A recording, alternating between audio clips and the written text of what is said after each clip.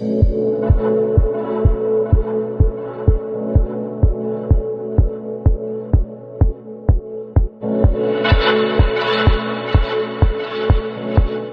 guys, I'm here with Alysia Joy Powell, Jake Winter's mother, Miss Winters, in a film everyone has been talking about, Judas and the Black Messiah. Hello, Alysia. How are you today? Wonderful. How are you?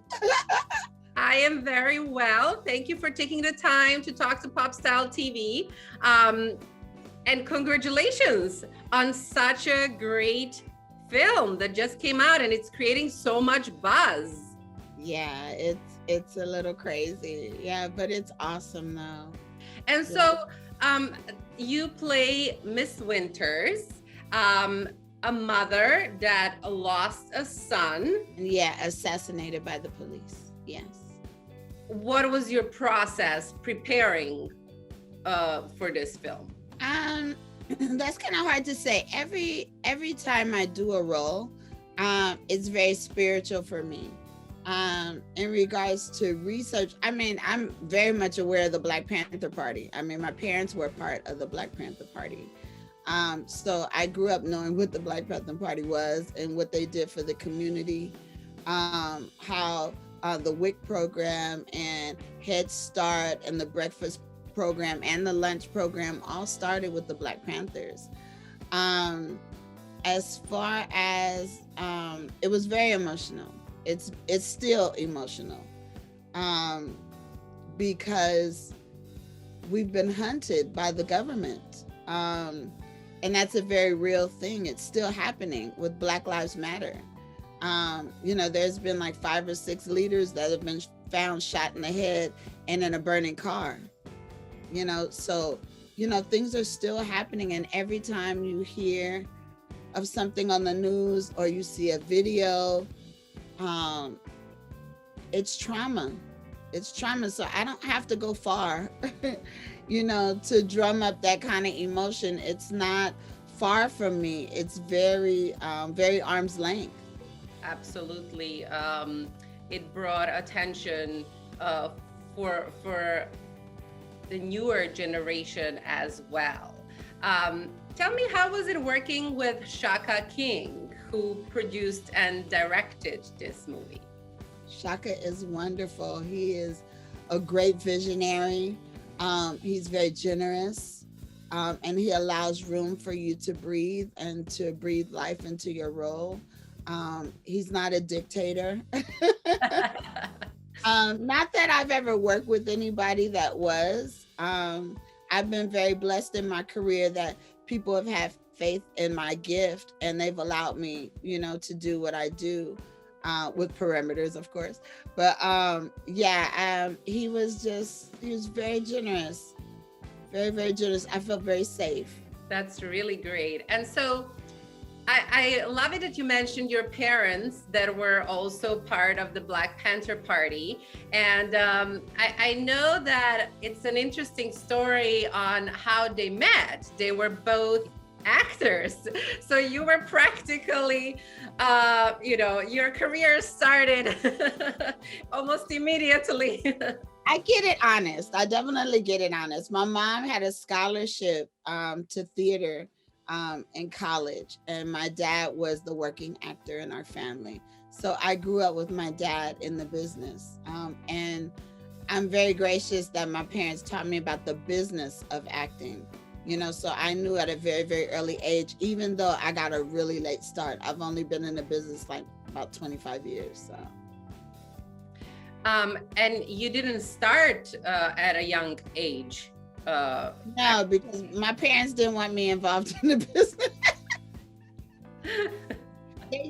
I was very innocent and very open child, and I think they were very concerned about me, about how I would deal with rejection. How do you cope with rejection?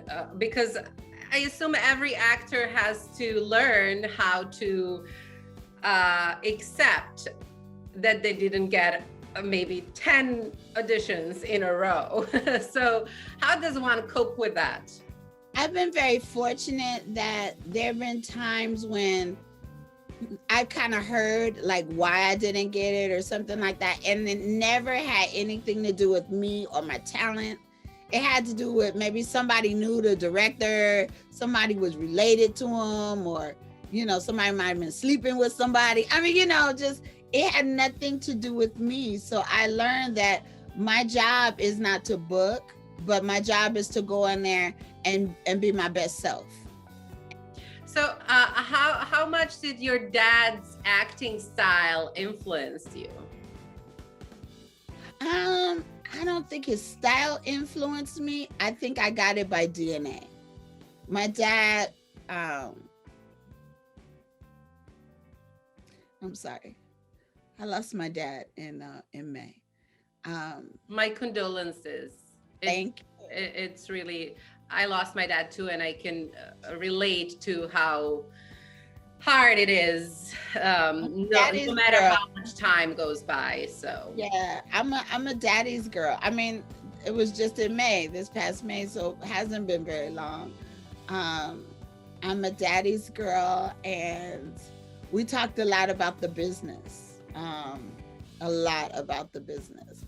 and I think he would be really, really proud of me, because when my dad was in this industry, the industry didn't afford him what his passion wanted. The kind of roles that were afforded to him were pimps and drug dealers and things like that, or a slave. And he didn't want to do that, you know? And so he fell out of love with acting. But I think he lived a little bit through me, you know? And so he really, really encouraged me to write a one-woman show. You know, he was on my butt for like 3 years. Tell me about the one-woman show. It's called Different Shades of Love, and it's stories, monologues, and music. And it goes chronologically from a little girl all the way to an old woman. And I even have a male character in there as well. And it just talks about different stories of love. It talks about when I first fell in love with artistry and the people who influenced me. It's a wonderful tribute.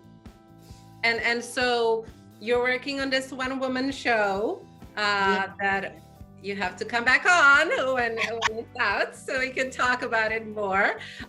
What is next for you? What are you planning to do in 2021? We're still at the beginning, so. I plan to be alive. How about that? Good point. Very good point. I'm really excited to see what's next. You know, I don't have any great plans. I've been making some changes with representation. And so I'm just really ready to see what's next for me. That's fantastic. Thank you so much for talking to us. And please do keep us posted on what's new and what's next so we can continue talking. Thank you so much for having me. I appreciate you.